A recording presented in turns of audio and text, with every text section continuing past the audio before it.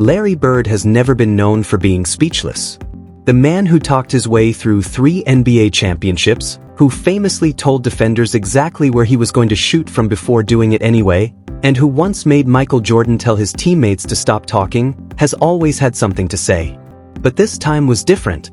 Michael Jordan delivered a message so powerful, unexpected, and deeply respectful that it left the greatest trash talker in NBA history without a response.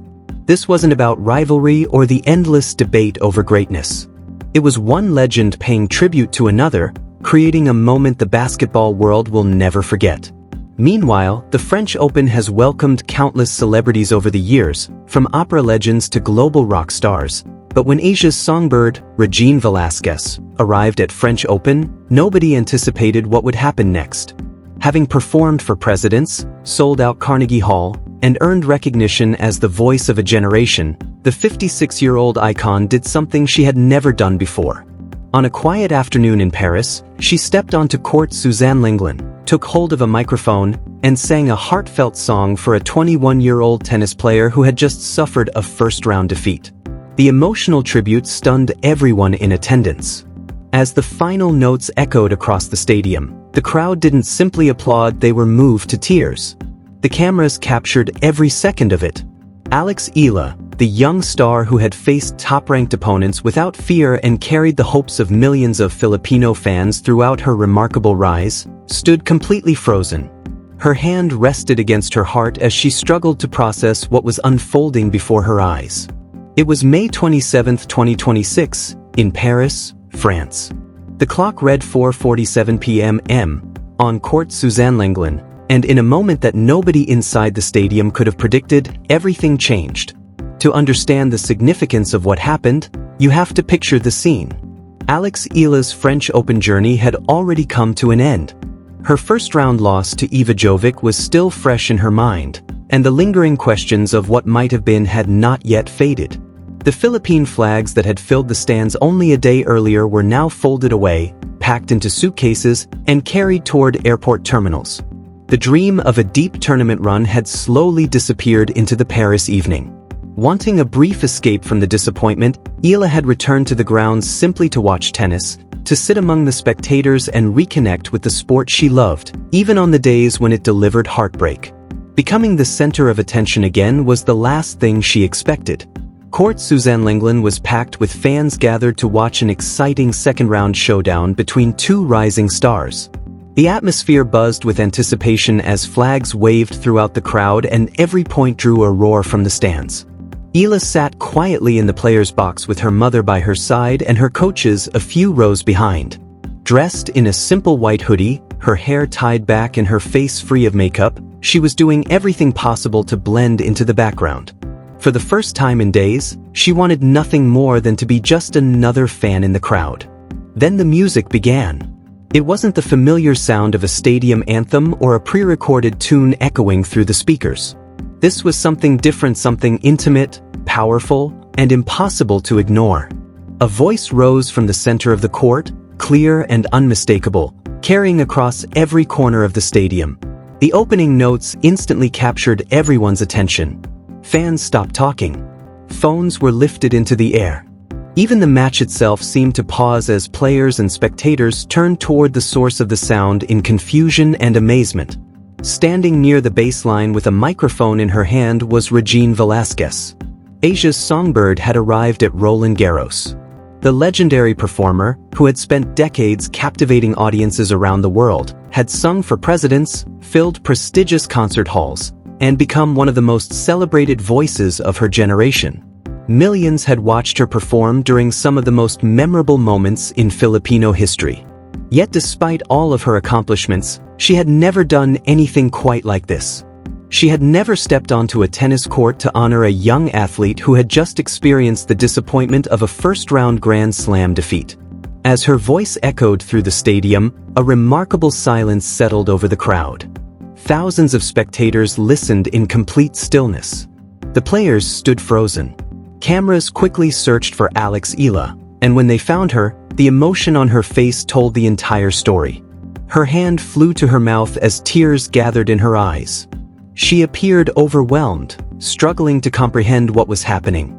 What had begun as an ordinary afternoon at Roland Garros had transformed into a deeply personal tribute, one dedicated to her perseverance, her courage, and the inspiration she had become to so many people. When the final note faded into the Paris air, the stadium erupted. Thunderous applause rolled through Court Suzanne Lenglen as fans rose to their feet.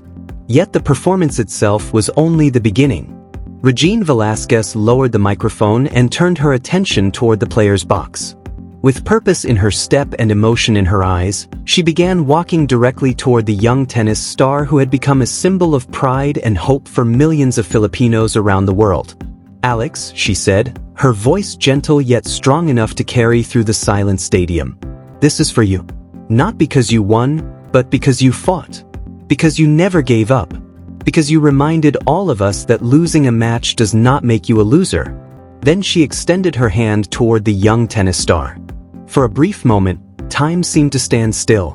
The cameras captured every second as Regine Velasquez, the voice of a generation, stood on the famous red clay of Roland Garros, reaching out to a player whose tournament journey had ended far sooner than she had hoped.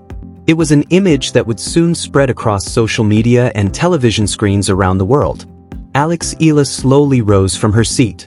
Her legs trembled, and tears filled her eyes as she reached forward and took Regine's hand. Overcome with emotion, she struggled to find the words. "I don't know what to say," she whispered. Regine smiled warmly. "You don't have to say anything," she replied. "Just keep fighting. Keep being yourself. The rest will take care of itself." Moments later, she pulled Alex into a heartfelt embrace. The crowd erupted into cheers. Flags waved throughout the stands, and chants of support echoed across Court Suzanne Lenglen. The applause was not for a championship victory or a historic upset.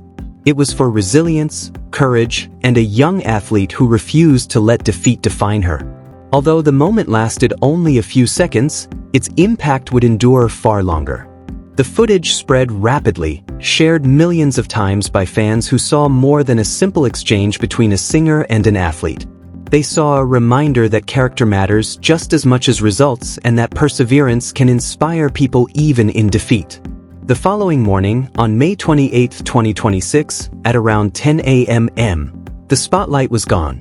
In a quiet cafe near Roland Garros, Alex Eala sat across from Regine Velasquez. The two Filipinos had never met before that week, yet they already shared a connection that felt deeper than friendship. The breakfast crowd had long since departed, leaving the cafe peaceful and nearly empty. The owner, a Filipino expatriate who instantly recognized both women, had graciously reserved a private room for them and insisted that their meal was on the house.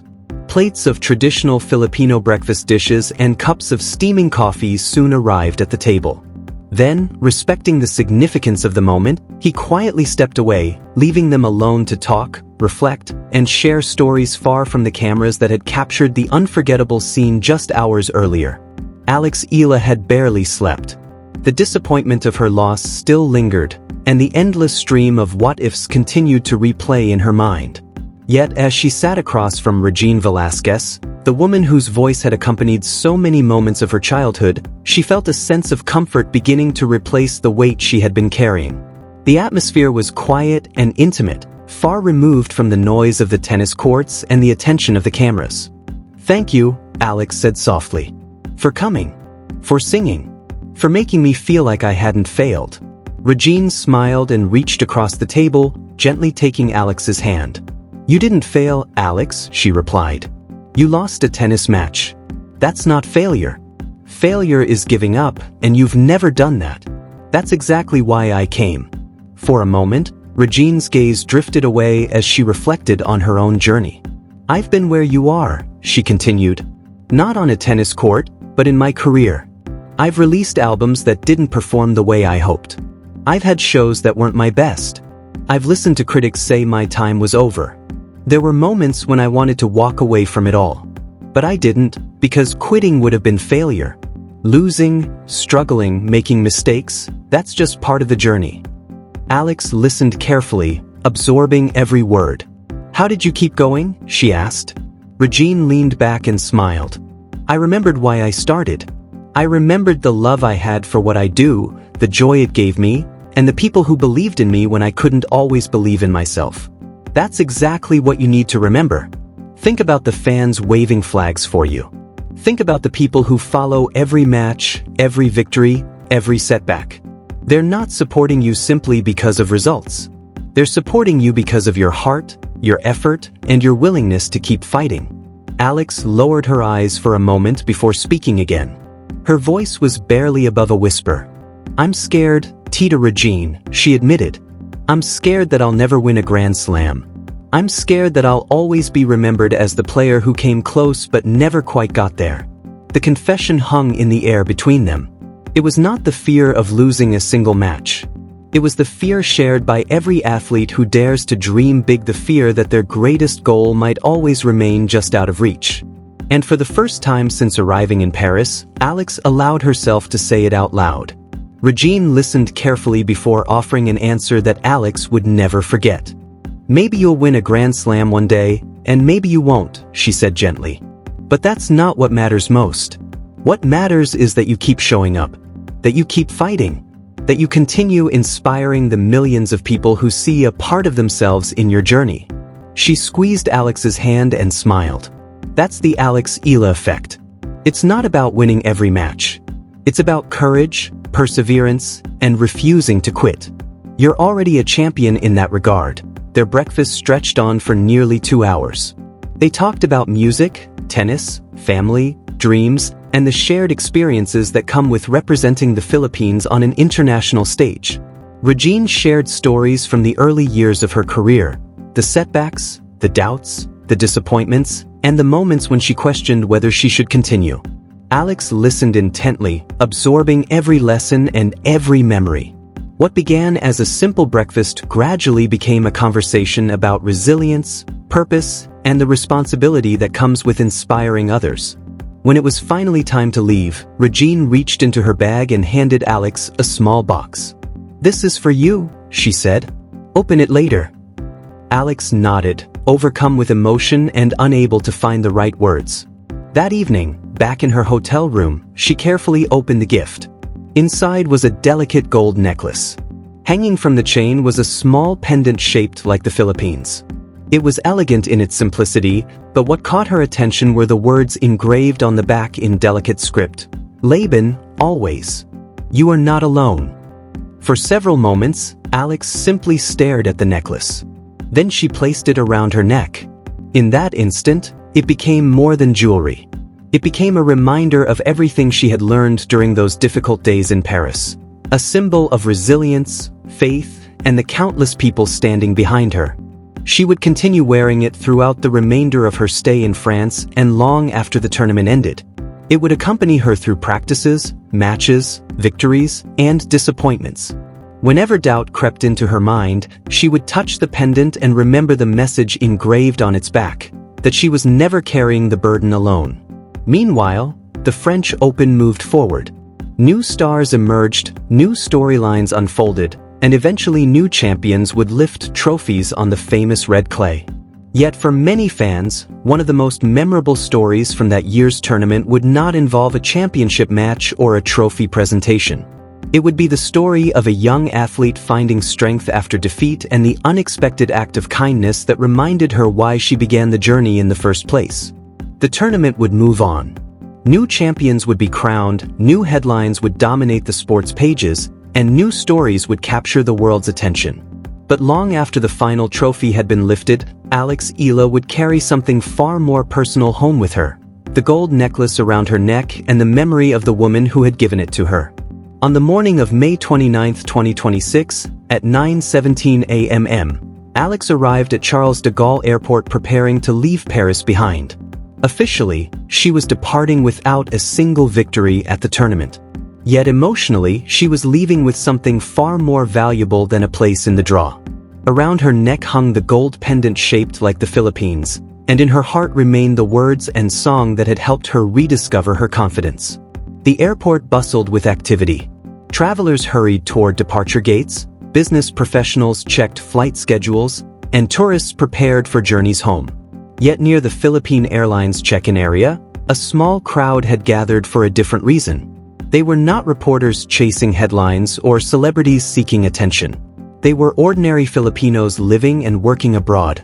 Nurses, caregivers, engineers, students, and families who had come simply to say goodbye to someone who had inspired them. They held Philippine flags. They carried handmade signs. Some fought back tears as they watched her approach. "Alex, you made us proud. We'll be here when you come back.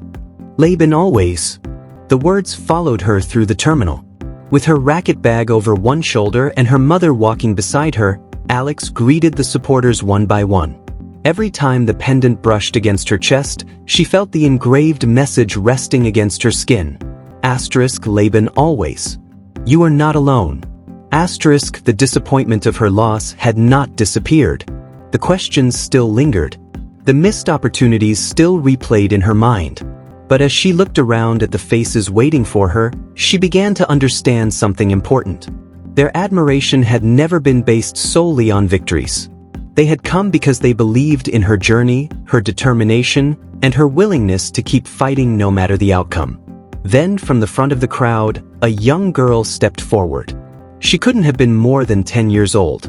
Clutched tightly in her hands was a sheet of notebook paper covered in colorful crayon drawings. The picture showed a tennis player holding a racket beneath a Philippine flag, wearing a crown drawn with bright yellow lines. The little girl looked up nervously before extending the drawing. "I made this for you," she said softly. For a moment, the noise of the airport seemed to fade away. Alex accepted the drawing carefully, studying every crayon mark and every imperfect line. What she saw wasn't just a picture. It was proof that her journey had reached people she had never met, that her effort mattered even when the scoreboard said otherwise, and that inspiration often travels farther than victory ever can. Standing in the middle of a crowded airport thousands of miles from home, Alex felt tears gathering in her eyes once again. This time, however, they were not tears of disappointment. They were tears of gratitude. The young girl looked up at Alex and smiled. "You're my hero, even when you lose." Those words hit harder than any applause or standing ovation ever could. Alex knelt down, accepted the crayon drawing with